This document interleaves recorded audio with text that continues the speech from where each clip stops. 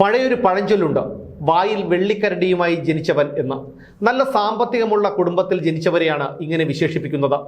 എന്നാൽ റേഷനരി വാങ്ങി കാച്ചി കുടിക്കാൻ വകയില്ലാത്ത കുടുംബത്തിൽ ജനിച്ച് ഉണ്ടായതിൽ പിന്നെ ഇന്നേ വരെ കുനിഞ്ഞൊരു കുപ്പയെടുക്കാത്തവനൊക്കെ കഞ്ഞി മുക്കി കഴുകി അലക്കി തേച്ച കുപ്പായവുമിട്ട പൊതുപ്രവർത്തകൻ എന്നൊരു ബോർഡും നെറ്റിയിൽ വെച്ചിറങ്ങും.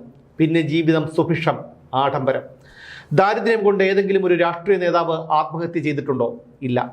ഏതെങ്കിലും ഒരു രാഷ്ട്രീയ നേതാവ് വന്യജീവി ആക്രമണത്തിൽ കൊല്ലപ്പെട്ടിട്ടുണ്ടോ? ഇല്ല. ഏതെങ്കിലും ഒരു രാഷ്ട്രീയ നേതാവിൻ്റെ ആസ്തി കോടികൾക്ക് താഴെയുണ്ടോ? ഇല്ല. ഡോക്ടർ തോമസ് ഐസക് ഓർമ്മയുണ്ടാകും നിങ്ങൾക്ക്. ഒന്നാം പിണറായി മന്ത്രിസഭയിലെ ധനകാര്യമന്ത്രിയായിരുന്നു. ആവശ്യമുള്ള പണം അച്ചടിക്കാൻ കേന്ദ്ര സർക്കാരിന് റിസർവ് ബാങ്കിനോട് ആവശ്യപ്പെട്ടാൽ പോരെ എന്ന് ചോദിച്ച മഹാനായ ധനകാര്യമന്ത്രി.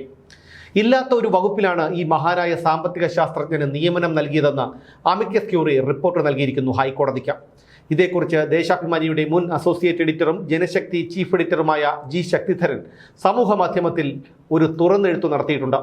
ഇല്ലാത്ത വകുപ്പിൽ നിയമനം, ഇതെന്ത് തമാശ ഐസക്കെ എന്ന തലക്കെട്ടിൽ എഴുതിയ ആ തുറന്നെഴുത്ത് ഇങ്ങനെയാണ്. ഇന്ത്യയിലെ പുകൾപെറ്റ സാമ്പത്തിക ശാസ്ത്രജ്ഞൻ ഡോക്ടർ തോമസ് ഐസക്കെ കേരള ഹൈക്കോടതി ചീഫ് ജസ്റ്റിസിന്റെ മുമ്പിൽ അങ്ങയുടെ ആർത്തിയെക്കുറിച്ച് അമിക്കസ് ക്യൂറി ഇന്നലെ സമർപ്പിച്ചിരിക്കുന്ന റിപ്പോർട്ട് കണ്ടപ്പോൾ അങ്ങയ്ക്ക് നാണം തോന്നുന്നില്ലേ?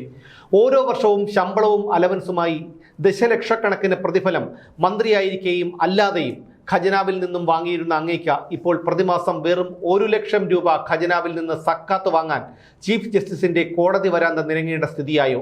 ഇത്ര നക്കിയാണോ ഡോക്ടർ തോമസ് ഐസക് എന്ന ഈ മഹാമേരു? വിജ്ഞാന കേരള പദ്ധതിയുടെ ഉപദേശകനായിട്ടാണ് ഡോക്ടർ തോമസ് ഐസക്കിന്റെ ഏറ്റവും ഒടുവിലത്തെ നിയമനം.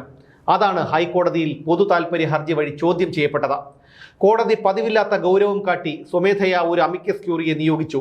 ഇല്ലാത്ത വകുപ്പിലാണ് ഈ നിയമനം നടത്തിയിരിക്കുന്നതെന്ന് amicus curiae advocate Anjali Menon പച്ചയ്ക്ക് റിപ്പോർട്ട് നൽകിയതാണ് ഡോക്ടർ തോമസ് ഐസക്കിനെ ചുറ്റിച്ചിരിക്കുന്നത്. എന്തുകൊണ്ടാണ് എന്നറിയില്ല. എല്ലാ കാലത്തും നീതിപീഠവും ഡോക്ടർ തോമസ് ഐസക്കും 3-ാം നാളാണ്. ഓർമ്മയില്ലേ, വിഖ്യാത ചിന്തകൻ MN വിജയനെ ജയിലിൽ അടയ്ക്കണമെന്നാവശ്യപ്പെട്ട ഡോക്ടർ തോമസ് ഐസക്കും MA ബേബിയും പിണറായി വിജയനും എല്ലാം ചേർന്ന് കോടതി കയറിയത്? കോടതി MN വിജയൻ സ്ഫടികം പോലെ സംശുദ്ധനാണെന്നും എതിർപക്ഷം സംശയത്തിന്റെ നിഴലിലാണെന്നും വിധി എഴുതിയത്?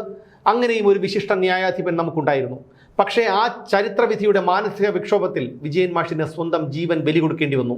കൂലി എഴുത്തുകാരെ സംഘടിപ്പിച്ച് പിണറായി വിജയന്റെ ഉച്ഛിഷ്ടം തിന്നുപുളയ്ക്കാൻ പ്രഭാവർമ്മ അടക്കമുള്ള വേതാളങ്ങൾ 100-ലേറെ ലേഖനങ്ങൾ ദേശാഭിമാനിയിൽ തുരുതുരാ എഴുതി വിജയൻ മാഷിനെ അവഹേളിച്ചെങ്കിലും സർവ്വവിജ്ഞാനകോശം എന്ന് പുകൾപെറ്റ PGയെ കൊണ്ട് അഭിനവ സ്റ്റാലിനായ പിണറായിക്ക് വിജയൻ മാഷിനെതിരെ ഒരു വാക്കുപോലും എഴുതിക്കാൻ കഴിഞ്ഞില്ല. PG പിണറായിയുടെ ദല്ലാളായി വന്നവരെ ആട്ടിയോടിച്ചു. വിജയൻ മാഷിനെ നിന്ദിച്ചെഴുതിയില്ലെങ്കിൽ പാർട്ടി അറബിക്കടലിൽ പെട്ടുപോകുമെന്ന് ഭയപ്പെടുത്തിയവരെ തെല്ലും കൂസാതെ PG എന്നാൽ പിന്നെ അതായിരിക്കും നല്ലതെന്ന് തന്നെ തിരിച്ചടിച്ചു. PGയുടെ കരങ്ങൾ അവസാന ശ്വാസം വരെ വിജയൻ മാഷിന് ബിഗ് സല്യൂട്ട് തന്നെ നൽകി. പാർട്ടിയുടെ അടിമയാകാൻ PG നിന്നുകൊടുത്തില്ല. PGക്ക് അർഹതപ്പെട്ട രാജ്യസഭാ അംഗത്വം നിഷേധിച്ച് ഒറ്റുകാരനും കൂട്ടിക്കൊടുപ്പുകാരനും കമ്മ്യൂണിസ്റ്റ് വിരുദ്ധനുമായ ഒരുവന് നൽകിയിട്ടും PG കുലുങ്ങിയില്ല. പക്ഷേ PGയുടെ ലെഗസിയുമായി രംഗപ്രവേശം ചെയ്ത V ശിവൻകുട്ടി വെറും ഭീരുവായി PGയുടെ മാനം കെടുത്തി കിട്ടാവുന്നിടത്തൊക്കെ ഊറ്റി. തലസ്ഥാനത്തെ തൊഴിലാളി വർഗത്തിന്റെ ഉരുക്ക് പടയാളിയായിരുന്നു ശിവൻകുട്ടി. എന്നാൽ ഇന്നോ വെറും നനഞ്ഞ പടക്കം. മറക്കണ്ട, നമുക്കൊരു ജീവിതമേ ഉള്ളൂ ശിവൻകുട്ടി. ഒരു തിരിയിൽ അവസാനിക്കുന്നതാണെല്ലാം. എക്സാലോജിക് അല്ല കമ്മ്യൂണിസം, അത് കമ്മ്യൂണിസം വിറ്റ മുദ്രയാണ്. ഡോക്ടർ തോമസ് ഐസക്കിന്റെ ഒരു മുഖമേ കേരളം കണ്ടിട്ടുള്ളൂ. രണ്ടാമത്തെ മുഖം ഇരുട്ടിലാണ്. അർദ്ധരാത്രിക്ക് സൂര്യൻ ഉദിച്ചാലേ അത് കാണാൻ പറ്റൂ. പെൺവേട്ടക്കാരൻ എന്ന ദുഷ്പേര് ആരെങ്കിലും ചാർത്തിക്കൊടുത്താൽ ഐസക്കിന് കോപം വരും. ശരിയാണ്. പക്ഷേ സ്വപ്ന സുരേഷ് കേരളത്തിന് പരിചയപ്പെടുത്തിയ തോമസ് ഐസക് ആരാണ്? ഇദ്ദേഹത്തിന് താവളം ഒപ്പിച്ച കിട്ടാവുന്നിടത്തൊക്കെ പാർട്ടി ഒരു ഇണയെ സിൽബന്ധിയായി കൊടുക്കുന്നത് എന്തുകൊണ്ടാണ്? 2+1 എന്നാണോ നിയമന ഉത്തരവിലുള്ളത്? എന്തുകൊണ്ടാണ് സാമ്പത്തിക ശാസ്ത്രജ്ഞൻ ഗുർനാർ മിർഡലിനെ പോലെയുള്ളവരുടെ ഉദ്ധരണികൾ കാണാപ്പാടം പഠിച്ചിരുന്ന ഐസക്കിന്റെ കട അടച്ചുപൂട്ടിയത്?